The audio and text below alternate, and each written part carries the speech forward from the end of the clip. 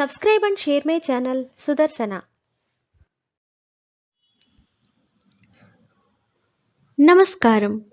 శ్రీమద్ భగవద్గీత 16వ అధ్యాయము దైవాసుర సంపద్ విభాగ యోగము నుండి శ్లోకములను నేర్చుకుందాం. ఓం శ్రీకృష్ణ పరబ్రహ్మణే నమః. శ్రీ గురుభ్యో నమః. శ్రీమద్ భగవద్గీత 16వ అధ్యాయము దైవాసుర సంపద్ విభాగ యోగము 11-12 శ్లోకములు. శ్రీ భగవానువాచ చింతామపరిమేయాం చ ప్రళయాంతాముపాశ్రితాః కామోపభోగపరమా ఏతావదితి నిశ్చితాః ఆశాపాశశతైర్బద్ధాః కామక్రోధపరాయణాః ఇహంతే కామభోగార్థమన్యాయేనార్థసంచయాన్ చింతా మపరిమేయాం చ ప్రళయాంతా ముపాశ్రితాః కామోపభోగ పరమా ఏతావదితి నిశ్చితాః ఆశాపాశ శతైర్బద్ధాః కామక్రోధ పరాయణాః ఇహంతే కామభోగార్థ మన్యాయేనార్థ సంచయాన్ చింతామపరిమేయాం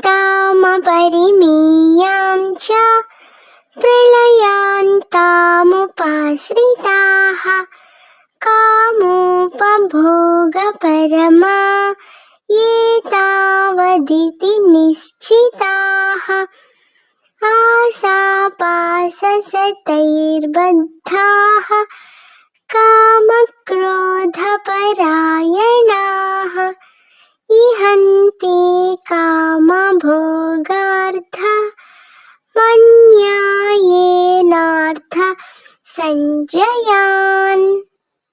ఈ శ్లోకములకు భావము భగవానుడు చెప్తున్నాడు.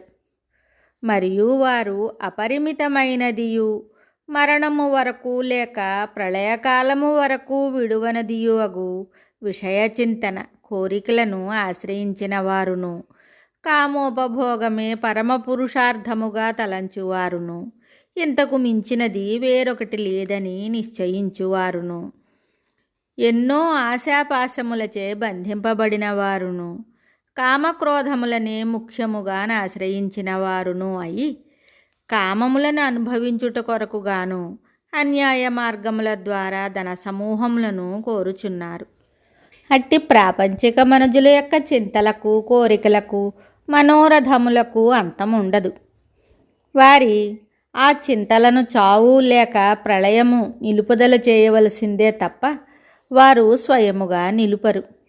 భక్తులు ముముక్షువులు దైవమునే పరమపురుషార్థముగను గమ్యముగను జీవిత లక్ష్యముగను ఎట్లు తలంచుదురో అట్లే ఈ అసుర ప్రవృత్తి కలవారు కామోపభోగములనే పరమార్థముగా తలంచి అంతకు మించి ప్రపంచములో గొప్పది కానీ సుఖ సాధన మార్గము కానీ లేదని చెప్పుదురు. మరియు లోకములో ఒక్కతాటిచే కట్టబడిన వారే ఎంతయో బాధనొందుచుండగా వీరు వందల కొలది ఆశలను తాళ్లచే బంధింపబడి ఉండుటచే ఆశాపాశ శతైర్బద్ధాః ఇక వారి బాధ శాంతి వర్ణనాతీతముగా ఉండునని ఊహించుకొనవచ్చును. అట్టివారు కామక్రోధములను ఏ కాలమందును విడిచి ఉండక తత్పరాయణులై ఉందురు. మరియు తమ కామోపభోగముల కొరకు అన్యాయ మార్గముల ద్వారా విత్తమును అభిలషించుదురు.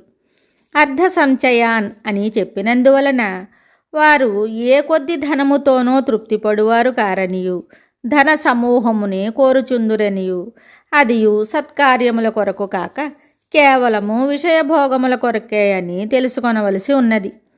దీనిని బట్టి వీరు రెండు ఘోర ప్రమాదములను ఆచరిస్తున్నట్లు విదితమవుచున్నది. కామాశ్రయము, అన్యాయార్జనము. కావున సాధకులు ముముక్షువులు ఇట్టి అల్పచరితుల సాంగత్యము చేయక కడు జాగరూకులై ఉండవలెను. శుభం.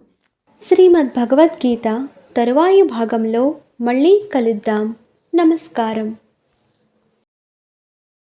Subscribe and share my channel Sudarshana.